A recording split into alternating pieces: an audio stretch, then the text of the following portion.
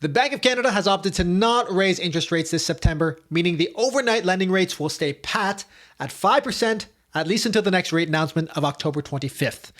Does this mean that rates have once again officially peaked?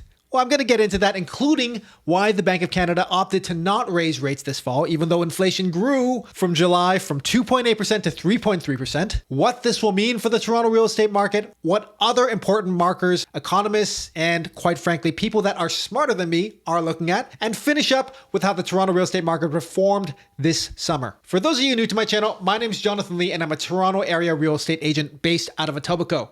If you like Etobicoke and Toronto area real estate content, please click on subscribe. I aim to release a video a week. And for anyone that would like to have a chat about Toronto area real estate and what's actually going on out there, you can schedule a call with me at your convenience through the Calendly link below in the description. There are two more Bank of Canada interest rates announcements planned in 2023. One on October 25th and another on December 6th. So the Bank of Canada not hiking rates further this time around doesn't mean they're necessarily done with rate hikes. In fact, economists, both of the Twitter couch potato variety and the official paid economist types, they expect at least one more rate hike before year's end. But new data surfaced in late August showing that last year's rate hikes have actually contracted the Canadian economy in Q2 by 0.2%. So during the period of April to June 2023, less money was being spent and circulating in the economy, no doubt because more of that money was being used to service existing debts like mortgages. Previous projections had actually believed that the Canadian economy would grow by 1.3% in Q2, so that contraction is actually pretty significant. This has many wondering if we're actually now in the midst of a recession. A recession is characterized as two back-to-back quarters of negative growth,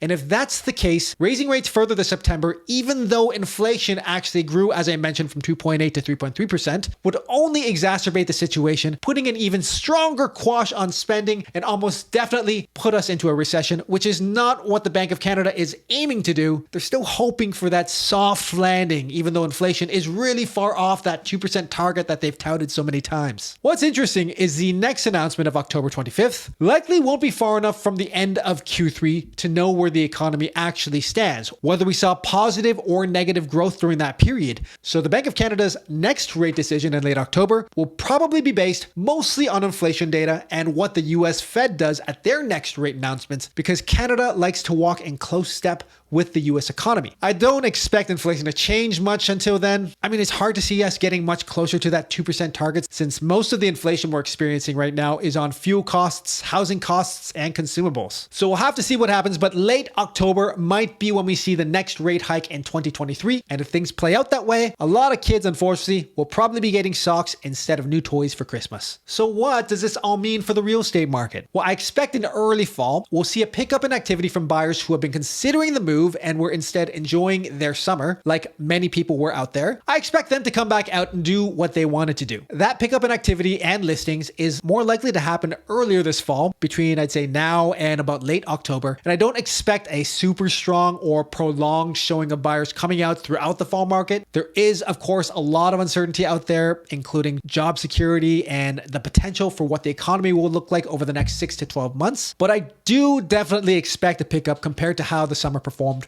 which was especially slow compared to years previous. So there will be more listings, there will be more buyers, but I don't expect any mania. If rates go up once more in late October, I think we'll see the tail end of the fall market, which usually lasts until mid to late November, sort of whimper out with an early finish, and we'll probably see a quiet end of year. If there is no rate hike in October, then the late fall market will probably have a stronger showing, and if come November, we learn that in Q3, the economy once again contracted and there was negative growth, and therefore we are in fact in a recession, and so there again is no rate hike in December's final Bank of Canada announcement, there's a possibility that we're going to see a surge in activity towards the end of the year of people returning to the market, trying to extract the last few deals of the year before the market picks up in 2024. It's either that or that our word recession really scares the market and everything just completely dies down for the rest of the year. However, I kind of think it's the former, mainly because I see the couch potato economists will see 3 straight Bank of Canada announcements of no rate hikes and declare it as the official peak of rates, and therefore extrapolate that we're maybe 8 to 12 months out from rates dropping again. Yeah, I know all of this sounds like a big game of chicken and everyone is kind of looking to see where the egg drops, but real estate buyers in Toronto are extremely savvy and tuned into everything that is influencing both the economy and the housing market. With the high cost of Toronto real estate and the rapidly changing markets, there are few chances to get a deal. So if there is any chance to eke out an edge in the real estate market, people want to capitalize on that. 10 years back, there were slow times of year that you could almost always rely on to be able to dig through and find a deal. But these days, many buyers are almost always passively looking, consuming real estate content online, like on YouTube, and getting opinions from anyone that is willing to give them. So those slower times of year are still quite competitive. In my last market update, I talked about the timeline of high interest rates and how, of course, as more time passes, we're inevitably closer to rates dropping, meaning that we're also getting closer to prices rising once again. Not that this is right around the corner, but I know there are many buyers who are waiting for the season right before rates drop to act. There exists a possibility that rates end up dropping in late 2024, meaning buyers will be looking to return to the market in spring and summer 2024, which means to get in front of those mass market timers, you might want to do it this fall 2023. If you're trying to time the market and are shopping for a deal, it's possible this fall could be the chance to do it. No, of course, I'm not sure about this, but I'm just sort of thinking out loud. So if that's you and you don't want to miss on the chance, make sure you're actually prepared. And that means 1, being ready to act, which means having your pre-approval and budget clearly defined and your deposit ready to pull out within 1 business day. And second, be very flexible on what you're willing to take in a property. Most buyers, they say they're ready to go if a deal comes along,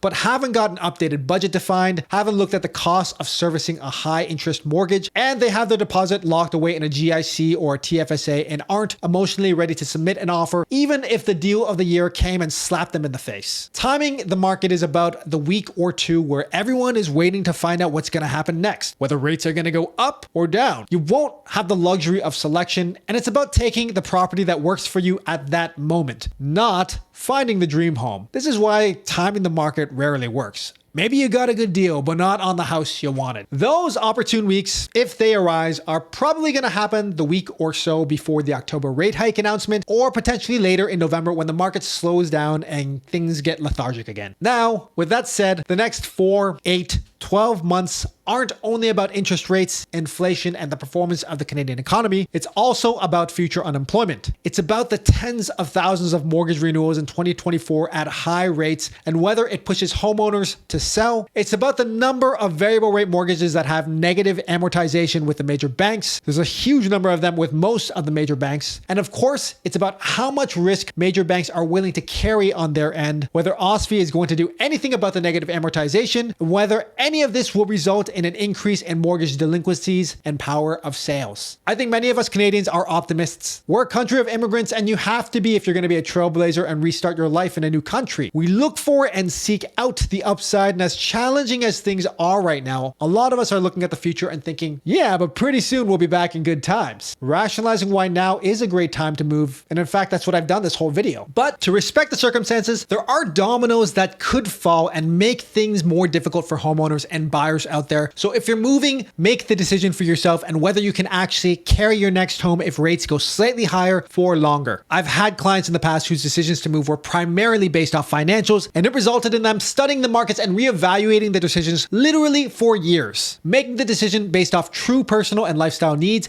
is less likely to result in hindsight regret, an easy approach I suggest all buyers make. So without further ado, let's have a look at the Toronto summer numbers. In the month of August, both transactions and average price were about the same compared to July month over month. And this is fairly typical in the summer months. We usually expect July and August to be very close overall in performance. You may have heard me mention in the past, but generally in the summer, roughly from end of June to about Labor Day weekend, the Toronto area market tends to check out of real estate. There's fewer active buyers on the market. There's fewer listings that come onto the market as well. And that's mainly due to seasonality. With summer being so short in Toronto, most people, they tend to want to enjoy enjoy it and go out there and reserve their home shopping seasons to either the spring or the fall. One thing to note is this past August saw the fewest transactions of the last 5 years. Not by a crazy degree, but you can see it dropped roughly 5% from where it was 2022. 2022 was also a very slow year. Specifically in Toronto, it ended up around 1822 transactions in August 2023 versus last year was roughly around 1900 transactions. We saw fewer sales, but more listings this August 2023 compared to 2022. So there were 16% more listings, but 5% fewer sales. But what also is interesting is the number of listing days on market and property days on market. They fell for the properties that sold. So really there was a severe drop in the total number of buyers that were looking on the market, and the ones that were looking were really only looking at the most attractively priced and the most beautiful homes. And those ones were the ones that were actually selling. So compared to last year, even though average price is about the same, you were probably getting better value in terms of the quality of the properties that were selling. Now, in terms of average price month over month between the 416 and the 905, there wasn't a significant change in terms of the number of transactions and the average prices.